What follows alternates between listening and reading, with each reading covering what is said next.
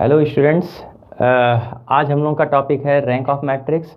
Last class में हम लोग ने जो देखा था, जो हम लोग की लास्ट वीडियोस थी, उनमें हम लोग ने रिफ्लेक्शन मैट्रिक्स और रोटेशन देखा हुआ है। आप उनको जा कर के हमारे वीडियोस में देख सकते हैं। यहाँ आपको हम बता दें कि जो भी हम वीडियोस देख रहे हैं, यहाँ पर हम चैप्टर वाइज नहीं देख रहे हैं।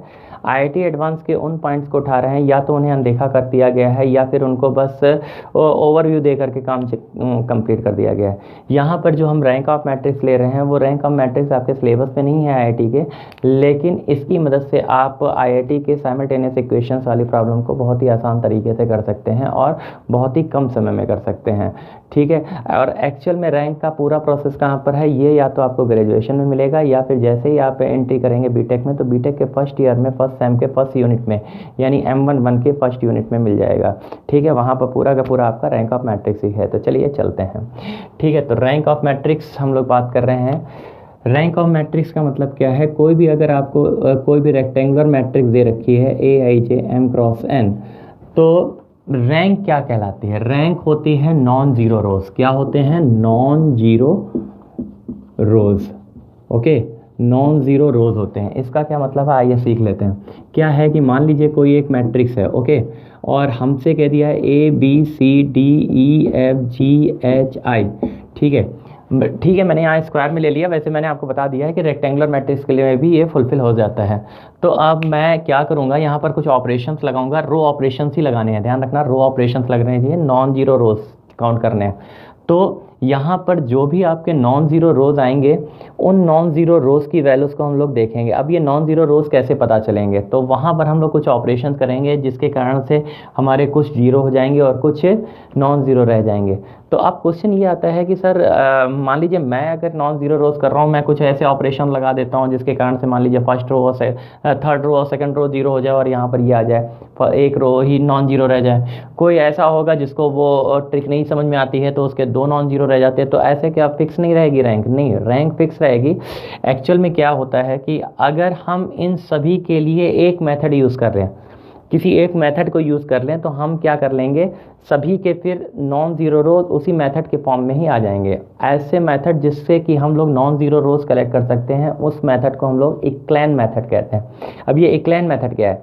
इक्लेन मेथड जो है वो आपने रो ट्रांसफॉर्मेशन, एलिमेंट्री ट्रांसफॉर्मेशन में पढ़ा था। अगर आप मैट्रिक्स कर रहे हैं तो स्कूलिंग में row transformation, elementary transformation schooling problem है, वहाँ पर जिस मेथड से सॉल्व किया जाता है उसे इक्लेन मेथड कहते हैं।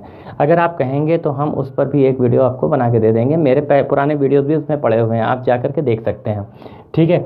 तो इसको इक्लेन मेथड से सॉल्व करेंगे और उसके बाद जब एक फाइनल टच के बाद जो भी रिजल्ट आता है, उस तब जा कर के नॉन ज़ीरो रोज कलेक्ट करने होते हैं। उन नॉन ज़ीरो रोज को कलेक्ट करने के बाद जो भी उनके नॉन ज़ीरो रोज आएंगे, this is the rank of the matrix. ठीक है। तो ये तो हो गया मेरा पूरा प्रोसेस कि किस तरीके से आप रैंक फाइंड आउट करेंगे।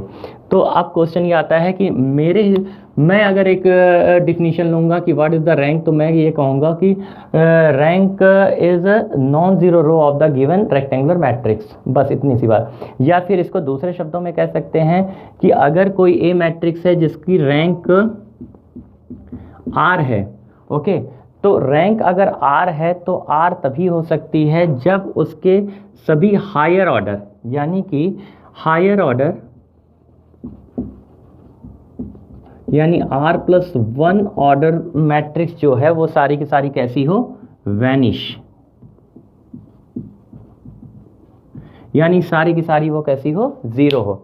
जैसे मान लीजिए हमारे पास एक मैट्रिक्स है 3×3 और इसकी रैंक अगर 2 आई है, तो इसका मतलब ये है कि इसकी 3×3 की जो ऑर्डर होना चाहिए वो पूरा का पूरा, उसकी वैल्यू जो होनी चाहिए वो क्या होनी चाहिए? वो सब ज़ीरो होने चाहिए। ठीक है ना।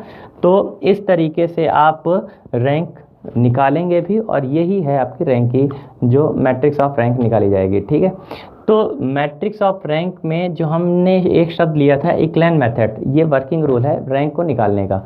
तो जब आप रैंक निकालेंगे वर्किंग मेथड यानी कि इक्लेन मेथड से, इक्लेन फॉर्म फॉर मैट्रिक्स, तो इक्लेन फॉर्म से जब आप मैट्रिक्स देखेंगे A इज इक्वल टू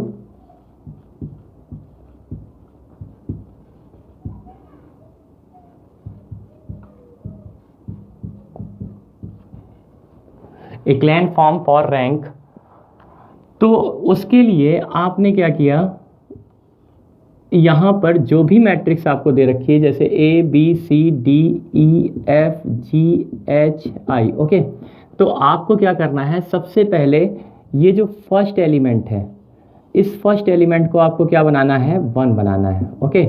जैसे ही ये 1 बन जाएगा तो मेन डायगोनल आपको फॉर्म करना है और इसके नीचे के सारे वैल्यूज़ क्या करने हैं, आपको 0 करने हैं।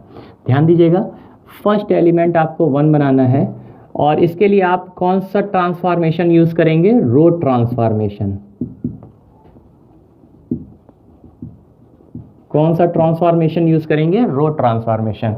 इसको 1 बनाएंगे और मेन डायगोनल के नीचे के सारे एलिमेंट आप 0 करेंगे बाय रो ट्रांसफॉर्मेशन। रो ट्रांसफॉर्मेशन आप इसको 0 करेंगे, सिर्फ इतना ही करना है। यानी पहला स्टेप 1 बनाइए, सेकेंड स्टेप इसको 0, इसको 0 और देन इसको 0, ओके। इसके बाद आप अपने नॉन ज़ीरो रोज काउंट करेंगे। काउंट करते ही जो भी आपकी काउंटिंग में नंबर आएंगे, this is the rank of the given matrix, okay. समझ में आया? आइए अब इसको हम एक एग्जाम्पल्स के फॉर्म में ले लेते हैं तो और अच्छा समझ में आएगा, ठीक है। तो आइए अब हम लोग बात कर लेते हैं एक प्रॉब्लम पर जिसके थ्रू हम उस वर्किंग रूल को समझ पाएंगे। तो जानबूझ के मैंने यहाँ पर रेक्टेंगुलर मैट्रिक्स लिया है जिससे कि आप इस पे फिक्स ना हो जाए कि नहीं इक्लेन फॉर्म स्क्वायर मैट्रिक्स के लिए ही यूज़ होता है। तो हम यहाँ पर बाय इक्लेन फॉर्म देख रहे हैं मैट्रिक्स के लिए, मैट्रिक्स के केस के लिए रैंक निकालने के लिए, ओके।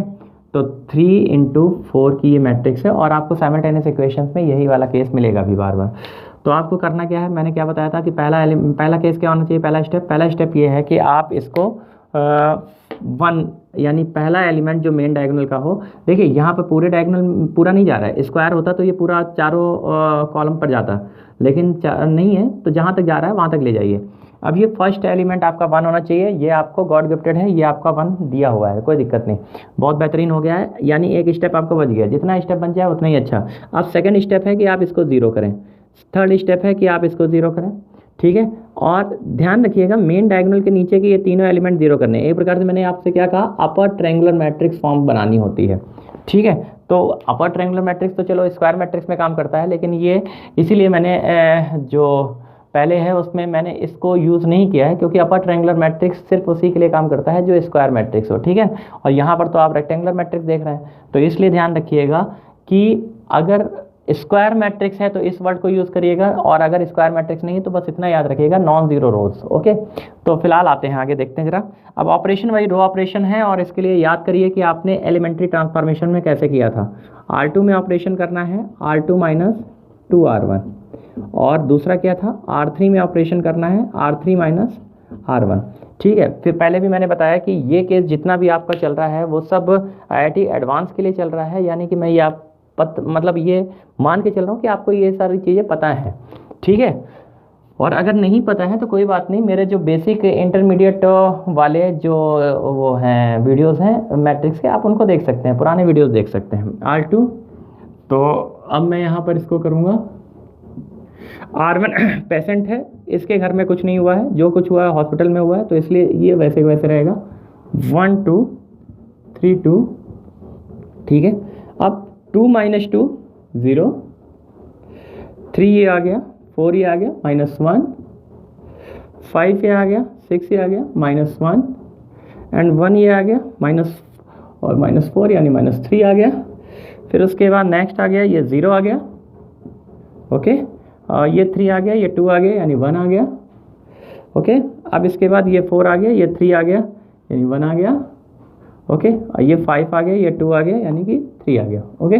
अब देखिए जरा मेन डायगोनल में आपके पास क्या बचता है, आपके पास मेन डायगोनल में देखें तो अभी इसको 0 करना बचता है, यानी कि आप क्या करेंगे, ध्यान दीजिएगा बच्चों। अब आपको एक स्टेप रह गया है कि इसको 0 करना है, तो इसको 0 कैसे करेंगे, R3 में ऑपरेशन होगा। R3 में ऑपरेशन देखिए, R3 में ऑपरेशन तभी होगा जो जस्ट इसके ऊपर वाले से लेना होगा, इक्लेन फॉर्म, याद करिए इक्लेन फॉर्म, एलिमेंट्री ट्रांसफॉर्मेशन, रो ट्रांसफॉर्मेशन, स्कूलिंग प्रॉब्लम। तो R3 में आप क्या कर देंगे, R2 को ऐड कर दीजिए बस। तो A = कितना आ गया, 1 2 3 2 0 -1 -3, फिर 0, ये 0 ऐड किया तो ये भी 0, और ऐड किया तो ये भी 0। बस आपको सिर्फ इतना ही रोल करना था, आपको सिर्फ इतना काम करना था। इक्लेन साहब कहते हैं कि आपको सिर्फ मेन डायगोनल के नीचे के एलिमेंट 0 करने थे, इतना ही ऑपरेशन करना है। आप करो, दूसरा करे, तीसरा करे, चौथा करे, कोई भी करे, इतना ही ऑपरेशन करना है आपको। जैसे ही मेन डायगोनल के नीचे के सारे एलिमेंट जीरो हो जाएंगे, वैसे ही आपके पास जो बच गया है, जो रिमेनिंग रह गया, उसके नॉन जीरो रोज कलेक्ट करने हैं। नॉन जीरो रोज आपको कलेक्ट करने हैं। तो नॉन जीरो रोज कितने हैं? ये पूरी रो जीरो है और पूरी रो जीरो है, तो यानी जीरो रो हो गई। तो नॉन जीरो रो कौन कौन सी हुई? 1 और 2। तो रैंक ऑफ मैट्रिक्स क्या हो गई बच्चे? रैंक ऑफ मैट्रिक्स हो गई 2। क्लियर? और रैंक ऑफ मैट्रिक्स कैसे रिप्रेजेंट करते हैं? रो से। इसको कैसे क्या बोलते हैं? रो। ठीक है ना? तो रैंक ऑफ मैट्रिक्स रो से रिप्रेजेंट किया जाता है, यानी row of A is equal to 2। Clear हो गया? यही था आपका मैट्रिक्स फॉर्म में। तो ये मैंने आपको रैंक बताई मैट्रिक्स फॉर्म में। ये किसके लिए काम कर जाती है? ये सभी रेक्टेंगुलर मैट्रिक्स के लिए काम कर जाती है। ओके, अब इसी में हम लोग बात करेंगे जब हम लोग देखेंगे rank by the help of determinant, यानी आपको रैंक ऑफ मैट्रिक्स निकालनी है लेकिन by the help of determinant. Okay, चलते हैं इसके लिए।